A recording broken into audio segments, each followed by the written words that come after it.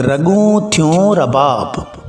ज़िक्र क़ल्बी करण जो मक़सदु अल्लाह साईं खे हाज़िर नाज़िर सम्झण जी आदत विझणु आहे। पाण में त को आहे जेको असांखे ॾिसे पियो हर सूरत में, जीअं इन अल्लाह कान अलैकुम रकीबा मफ़हूम, बेशक अल्लाह हर वक़्तु तोखे ॾिसी रहियो आहे। सूरह निसा। वकान अल्लाह अला कुल्ले शहर रकीबा तर्जुमो, ऐं अल्लाह सभु कंहिं शइ ते निगहबान आहे। सूरह अहज़ाब। अफ़मन हुव क़ाइमुन अला कुल्ले नफ़्सिन बिमा कसबत तर्जुमो, सभु कंहिं माण्हू जेकी कमायो तंहिंजी जेको ख़बर रखंदड़ हुजे सो बेख़बर बुतनि जहिड़ो आहे छा। सूरह रद नंबर 33।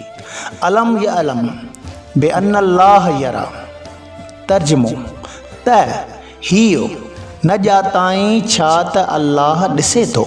सूरह अलक़ नंबर 14। इन रब्बक लबिल मिरसाद तर्जुमो, बेशक तुंहिंजो पालनहार घट वारे हंध में अमलनि खे ॾिसंदड़ आहे। सूरह फज्र नंबर 14। ऐनमा कुंतुम वल्लाहु बिमा तअमलून बसीर तर्जुमो, ऐं जेकी कंदा आहियो सो अल्लाह ॾिसंदड़ आहे। सूरह हदीद।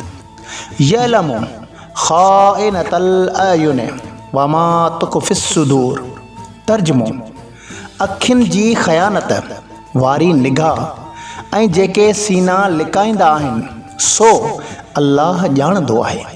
ईअं करण सां असां नफ़्स जे घणनि शरारतनि खां बची वेंदासीं। जॾहिं असांजी इस्लाह थियणु लॻे, हिकु क़ाबिल एतमाद एतबार उस्ताद जी निगरानी में, पोइ पंहिंजे ऐबनि खे जांचण ऐं उन्हनि खे परखण जी ख़बर हुअण बाद सुठी इस्लाह मिलंदी।